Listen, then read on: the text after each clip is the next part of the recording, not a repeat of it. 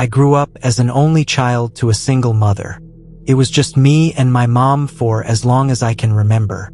She worked at a local diner a couple of towns over, and her usual shift didn't end until 8 or 9 p.m. most nights. That meant that on school days, and especially during the afternoons, I was by myself a lot. Being home alone so often felt boring and isolating. I'd finish my homework, eat whatever snack was in the kitchen, and then just wander from room to room or watch TV until she got back. The one thing that made it bearable was my best friend Josh. He lived only a few blocks away with his parents and 2 younger sisters. They were the kind of family you see on TV, always cooking together, playing games in the yard, everyone laughing. From the first time I went over, they made me feel like part of the family. Josh's mom would offer me dinner without even asking, and his dad would always ask how school was going. It was such a warm, welcoming place that I spent most afternoons there instead of home. One weekday after school, my mom dropped me off at our house as usual before heading to her evening shift. The routine was the same as always. Before leaving, she reminded me to check that all the windows were shut and the doors locked. She's an orderly person, and she's been like that for as long as I can remember. I did my usual check of the house, front and back doors, windows latched, kitchen tidy, then grabbed my bike and headed out for Josh's place.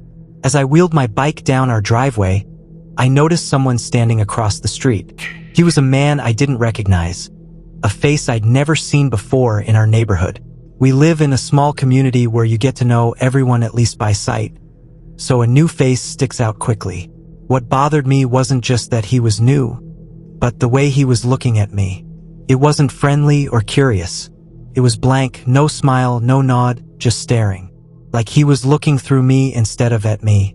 I felt a weird chill crawl up my neck but told myself not to overthink it. Probably someone visiting a neighbor, I thought. I got on my bike and rode off toward Josh's house without making eye contact again. That afternoon was normal. Josh and I hung out in his backyard working on a small doghouse we were building for his puppies. His sisters played nearby, and his mom occasionally came out to bring us lemonade. Around 6 p.m., the sun was going down and the air turned chilly. Josh's mom offered me dinner, but I had school assignments to finish at home, so she packed some food in a container for me to take.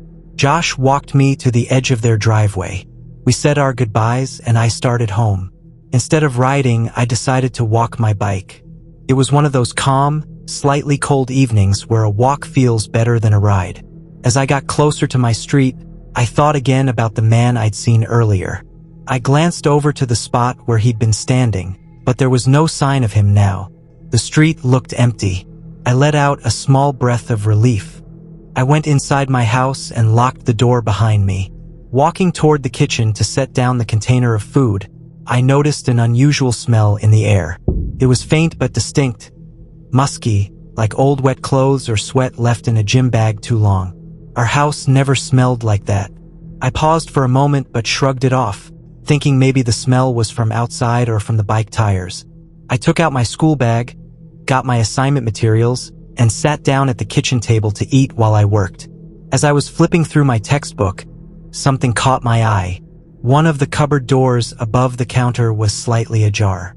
My mom is strict about keeping everything closed and in its place, and I knew I'd left the house tidy before going to Josh's. That door being open didn't make sense. I got up to close it and immediately noticed something even stranger. Some of the canned food was missing. We're not wealthy, but my mom keeps the pantry stocked, and I knew what was there because I'd seen it every day.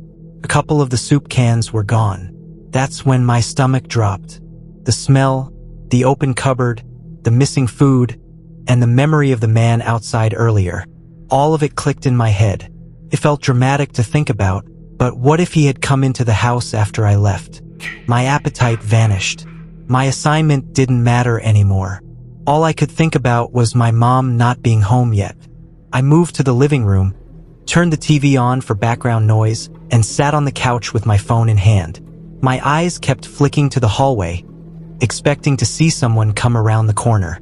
After a while, maybe 20 minutes, I heard a soft sliding sound from the bedroom area. It was like a window being carefully opened. Then I heard a faint thud from the backyard. Every hair on my arms stood up. I crept toward my room and peeked inside. My bedroom window, which had been locked when I left, was now fully open. And just outside the window, I saw the silhouette of a man jumping over our back fence and disappearing into the dark street beyond.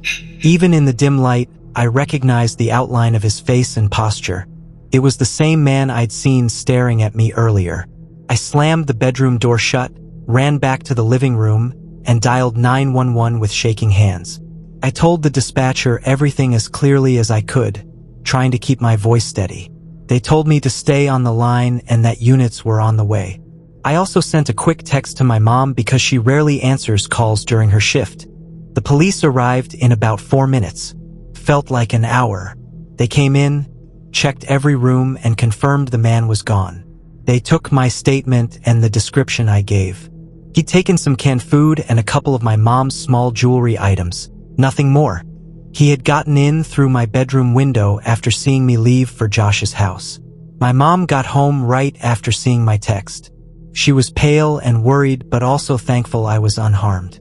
The officers assured us they'd patrol the area for the next few nights and keep an eye out. After they left, my mom and I did another full check of the house, locking every door and window before finally going to bed. 2 days later, we got a call from the police saying they'd arrested the man. It turned out he was a homeless drifter who had been breaking into houses in nearby neighborhoods, mostly taking food or small items to sell. He'd been at it for a while and had just now been caught. After that night, my mom switched to a morning shift at the diner. She told her boss what had happened, explaining that as a single parent she couldn't leave me alone so late anymore. We never had another break-in after that. Looking back, what unsettles me the most wasn't even the theft itself. It was knowing he had been inside our home while I was gone, that he'd been close enough to watch me leave, and that he might have been hiding somewhere inside when I came back. It also made me realize how quickly the ordinary can turn threatening. One moment I was just a kid walking home from a friend's house. The next I was part of a police report. Even now, years later, I can still picture the blank look on his face when I first saw him at the end of our driveway. No expression, just staring. That's the image that sticks with me. It's not the kind of experience you ever completely forget. We upgraded our locks after that, and my mom never left me alone at night again.